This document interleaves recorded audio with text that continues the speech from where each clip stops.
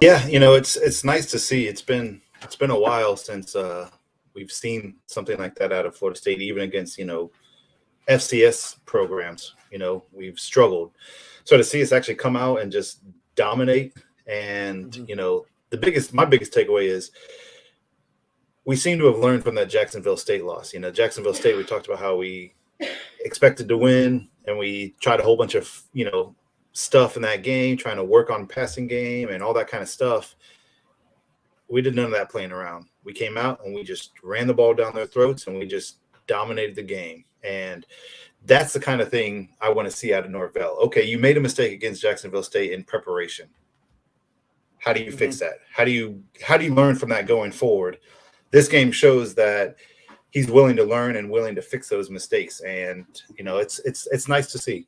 It's really nice to see, to be able to have those learned lessons. Yes.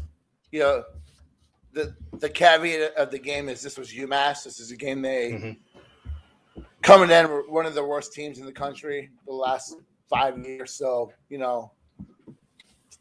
again, to my big takeaways of seeing as Steve's is that Florida State did what they're supposed to against a much inferior team. And it didn't look like it was much of a struggle.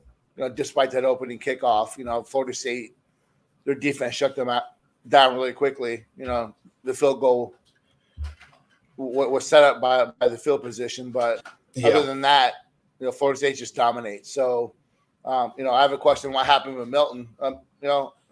FSU experimented with Milton, and that's done now. I think that also Purdy is also showing enough to be the full-time second string guy. I mean, he's done what he's got to do in practice, and he's the future Sim and Travis next year. It's going to be the battle who's number one. Yeah, with Milton, it's just you could clearly see it in the games that he did play. He's not healthy, and he's not 100%. And obviously he's done after this year. And Travis is the quarterback. Travis is the guy moving forward, clearly. And Purdy showed he's gotten a lot better today. And if Travis was to go down, I'm not sure if I'd say Purdy's definitely the guy to come in over Milton. But as far as like getting these kind of reps and stuff like that, yeah, there's no reason to give him to Milton. Give him to Purdy, let him build and grow. Sure, yeah. So. But if Travis was to go down, I don't know if we'd necessarily see Purdy over Milton. Maybe. It just depends on how Purdy's looking in practice and if he's truly ready. But Travis is the guy moving forward, and there's no reason to play Milton in a game like this. None. Let Purdy get the reps and go forward. Hey, William, thanks for checking outside of Chicago. Yeah, the buy-in is real. How about that?